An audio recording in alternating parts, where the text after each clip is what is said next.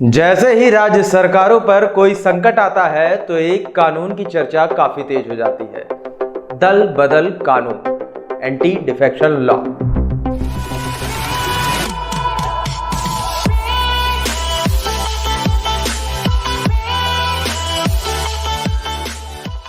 जय हिंद, नमस्कार साथियों, मेरा नाम है शिवेंद्र द्विवेदी और आप देख रहे हैं सीडीएम इंडिया का खास कार्यक्रम सुकून मिलेगा। दल बदल की राजनीति कोई अनोखी राजनीति नहीं है। इससे पूर्व कर्नाटक, मध्य प्रदेश, अरुणाचल प्रदेश, उत्तराखंड राज्य भी दल बदल कानून के प्रत्यक्षदर्शी रह चुके हैं या कहे कि साक्षी रह चुके हैं। हाल ही में आए हाई कोर्ट के आदेश ने सचिन पायलट कैंप को थोड़ी राहत देने का काम किया है। मामले को यथास्थिति बरकरार रखने के आदेश ने पूरे पायलट खेमे को राहत पहुंचाई है। आपको बता दें कि कोर्ट ने अपने आदेश में कहा कि फिलहाल नोटिस पर कार्रवाई नहीं होगी।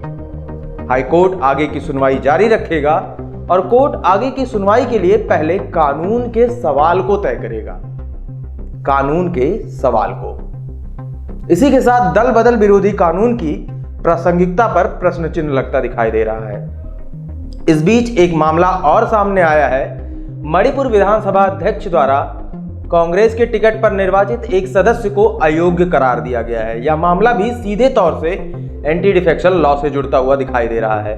तो चलिए फटाफट सरसरी नजर से समझने की कोशिश करते हैं कि यह कानून है क्या, इसका तात्पर्य क्या है, किसी सदस्य को अयोग्य साबित करने के नियम क्या है, प्रावधान क्या है, इस कानून की आवश्यकता क्या है और वर्तमान स्थिति में क्या चैलेंजेस हैं इस कानून को लेकर। दल बदल कानून को संविधान में 52वें संविधान संशोधन के माध्यम से 1985 में पारित किया गया था। इसे संविधान की 10वीं अनुसूची में रखा गया था। इस कानून को लाने के पीछे का जो मेन रीजन था वह था दल बदल की कुप्रथा को समाप्त करना। 1970 के दशक से पूर्व दल बदल भारत की राजनीति में काफी प्रचलित था। आपको यह जानकर हैरानी होगी कि हरियाणा में एक विधायक ने साल 1967 में एक ही दिन में 3 बार पार्टी बदल ली थी, जिसके बाद भारतीय राजनीति में आया राम गया राम का जुमला खूब चला था। आजादी के कुछ ही वर्षों के भीतर यह महसूस किया जाने लगा था कि राजनीतिक दलों के द्वारा अपने सामूहिक जनादेश की अनदेखी की जाने लगी है। विधायकों और सांसदों को जोड़ तोड़कर सरकारें बनने और गिरने लगी हैं और इन्हीं सब बातों को ध्यान में रखकर इस कानून को लाया गया। एंटी डिफेक्शन लॉ लोकतंत्र में एक उचित सुधार है, लेकिन उस समय के इस कानून में कुछ कमियां व अपवाद शामिल थे, जिसने इस कानून की मारक क्षमता को कम कर दिया था। पहले दल बदल एकल होता था, यानी कि किसी विधायक या सांसद का होता था, मगर इस कानून के आने के बाद यह सामूहिक तौर पर होने लगा। इन सभी बातों को ध्यान में रखने के बाद वर्ष 2003 में संसद को 91वां संविधान संशोधन करना पड़ा, जिसमें व्यक्ति ही नहीं सामूहिक दल बदल को भी असंवैधानिक करार दिया गया। इसी संशोधन के तहत मंत्रिमंडल का आकार भी 15% तय किया गया।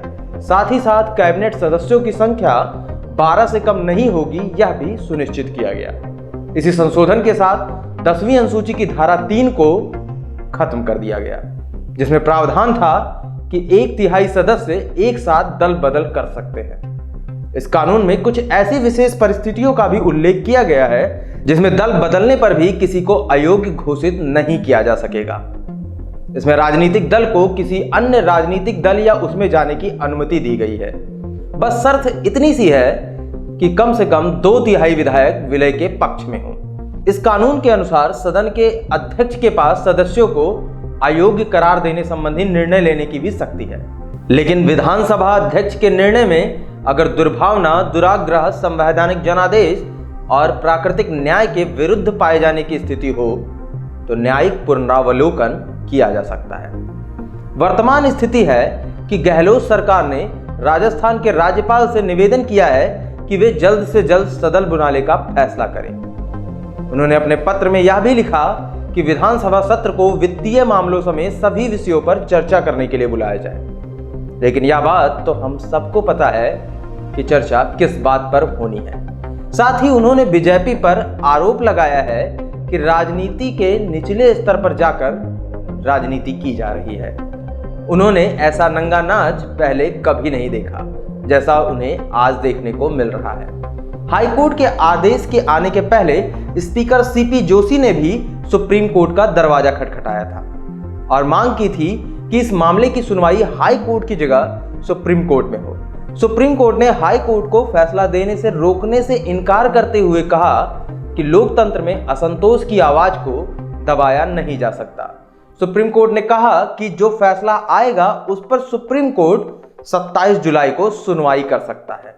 अब देखना यह होगा कि इस कानून के समक्ष जो चुनौतियां हैं उन पर माननीय न्यायालय किस तरह से कार्यवाही करता है। इस कानून के समक्ष जो चुनौतियां हैं उनमें से कुछ मैं आपसे साझा किए देता हूं। पहली चुनौती है कि कहा जाता है कि यह प्रतिनिधि लोकतंत्र की भावना के खिलाफ है। कानून यह सुनिश्चित करता है कि विधानमंडल सदस्यों द्वारा किए जाने वाले दल बदल पर रोक लगाकर एक स्थिर सरकार प्रदान की जाए। हालांकि यह कानून विधानमंडल सदस्यों को उनके मतदाताओं के हितों के अनुरूप स्वाविवेक के आधार पर मतदान करने से प्रतिबंधित करता है या रोकता है। दूसरी चुनौती है कि सदन के अध्यक्ष के पास सदस्यों को अयोग्य करार देने संबंधी निर्णय लेने की पावर होती है। हालांकि ऐसे कई उदाहरण हैं जब पीठासीन अधिकारी सत्ताधारी राजनीतिक दल के निजी स्वार्थ की पूर्ति करने वाले अभिकर्ता की भूमिका निभाने लगते हैं। तीसरी चुनौती है कि कई विशेषज्ञों का कहना है कि दुनिया के कई परिपक्व लोकतंत्र में दल बदल विरोधी जैसे कानून की कोई व्यवस्था नहीं है। सदस्य पार्टी लाइन से अलग जाकर वोट भी करते हैं और उसी पार्टी में बने भी रहते हैं। इससे पार्टी राज को बढ़ावा भी नहीं मिलता और दल से जुड़े सदस्यों की अभिव्यक्ति की स्वतंत्रता भी बनी रहती है। यहां देखने वाली बात यह होगी कि राजस्थान के रण में आगे क्या मोड़ आता है। क्या संविधान संशोधन जैसे निर्णय देखने को मिलेंगे या मामला शांति से हल किया जा सकेगा। इसी के साथ मैं आपसे विदा लेना चाहूंगा। फिर मिलते हैं इसी तरह के किसी क्रिटिकल, टिपिकल, पॉलिटिकल, देसी विदेशी मुद्दों के साथ। तब तक के लिए देखते रहिए टीम सीडीएम इंडिया की खास पेशकश सुकून मिलेगा। वीडियो अच्छी लगी हो तो आप हमें सपोर्ट करें, चैनल को सब्सक्राइब करें, साथ ही साथ बेल आइकन को भी प्रेस कर दें जिससे कि आने वाली सभी वीडियोस की नोटिफिकेशन आप सभी को मिल सके। वीडियो को शेयर कीजिएगा, कमेंट कीजिएगा और ये सब फ्री है। अपना ख्याल रखिएगा, तनाव से दूर रहिएगा, अच्छा सोचिएगा, अच्छा करिएगा। जय हिंद, वंदे मातरम।